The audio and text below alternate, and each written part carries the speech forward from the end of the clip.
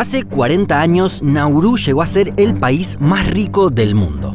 No había desempleo ni impuestos y los servicios sociales estaban cubiertos. Sin embargo, unos pocos años después se acabó esa situación soñada y se recurrió a prácticas de dudosa legalidad para obtener dinero. A continuación te invitamos a conocer cómo se produjo el auge y la caída de Nauru, el país con más porcentaje de obesos del mundo. Nauru es un país de Oceanía. Está ubicado unos 4.000 kilómetros al noreste de Australia y 42 kilómetros al sur de la línea del Ecuador. A diferencia de varios de los países vecinos, Nauru no está formado por varias islas, sino por una sola. Tiene apenas 21 kilómetros cuadrados, por lo que es 9 veces más chica que Aruba o la mitad que Pitcairn. Para dar una vuelta a la isla caminando necesitaremos poco más de 3 horas. Entre los países reconocidos internacionalmente hay solo 2 más pequeños, Mónaco y Ciudad del Vaticano. En cuanto a la población, también está en el podio del fondo de la tabla. Con sus 11.000 habitantes solo supera a Tuvalu y nuevamente al Vaticano.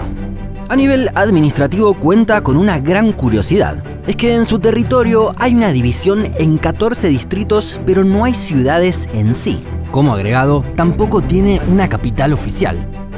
Muchos creen que se trata de Yaren, ya que es el distrito en donde está el gobierno, pero oficialmente no lo es. Pero, ¿cómo fue que esta isla se convirtió en el lugar más rico del mundo hace unas décadas? Por más que suene extraño, fue gracias a excrementos de pájaros. El recurso que hizo ricos a los nauruanos fue el fosfato, y se cree que se obtuvo mediante 2 procesos que se dieron en el territorio.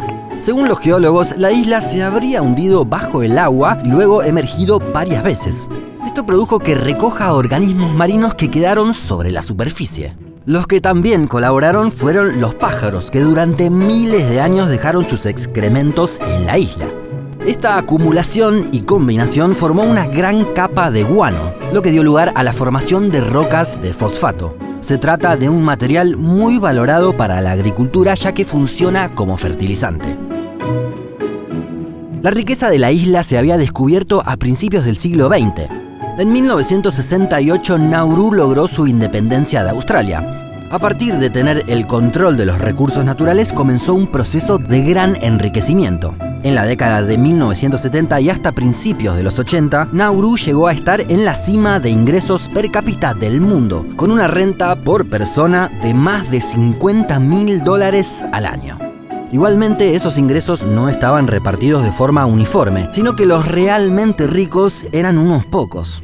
A pesar de ello, los nauruanos no debían pagar impuestos, no había desempleo, tenían acceso a educación, atención médica, transporte público y hasta los mejores estudiantes eran financiados para ir a universidades australianas. Pero esta situación no fue eterna y comenzaron los problemas en la isla.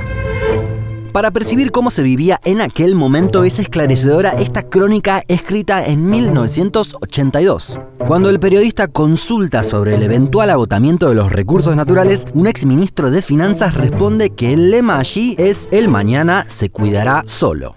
Lo cierto es que el mañana no se cuidó solo y los recursos comenzaron a agotarse. En la década del 90 se sumaron la corrupción y la mala administración y hubo que tomar decisiones drásticas. Se vendieron las grandes torres y hoteles que los nauruanos tenían como inversión en Australia y hasta el único avión que conectaba la isla con el exterior.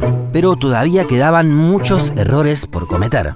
Los gobernantes recordaron las situaciones en las que todos los países tienden a estar igualados. Por ejemplo, en la Asamblea General de la ONU todos tienen un voto. ¿Qué hizo Nauru?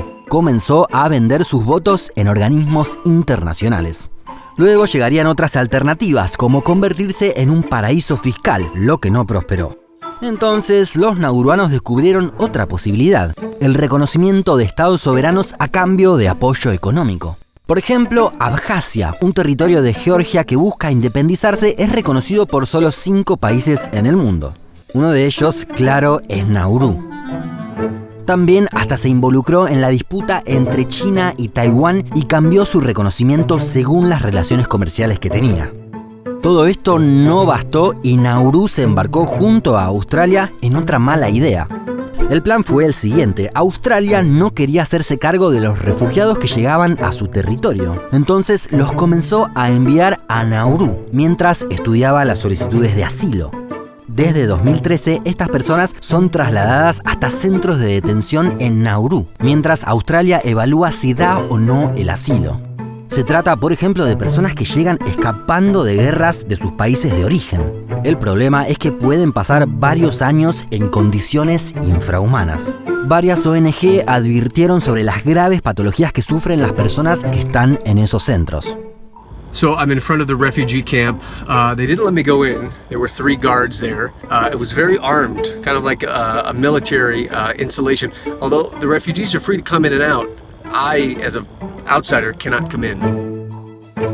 Por cada refugiado, Australia paga a Nauru unos $1.000 mensuales, lo que enderezó las finanzas. En este punto, ¿no sería mejor destinar esos fondos a que los refugiados puedan tener un futuro mejor?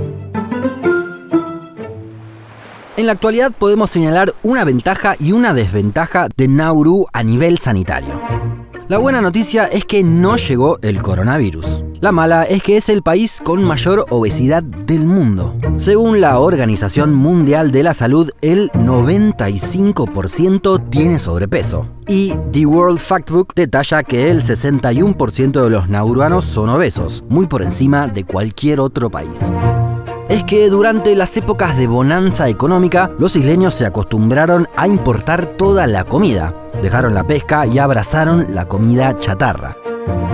Para aquellos a quienes les haya surgido la idea de ir a la isla, les advertimos sobre 2 cuestiones. El punto a favor es que nunca en la historia se registró una temperatura inferior a 20 grados centígrados, así que no hay que llevar abrigo. El punto en contra es que hay solo 2 hoteles en la isla y no hay un gran desarrollo turístico para disfrutar. The locals told me that the dogs can be aggressive here in Nauru, and they said, bring a stick. So I brought my stick, I raised my stick. Dicho todo esto, ¿te gustaría conocer la isla? Déjanos tu comentario más abajo. Y si llegaste hasta acá, tal vez sea una buena idea invitarte a que seas miembro de Un Mundo Inmenso. Mediante un aporte mensual podrás apoyarnos para que sigamos produciendo mejores videos. Además, podrás disfrutar de contenidos exclusivos y participar de encuestas.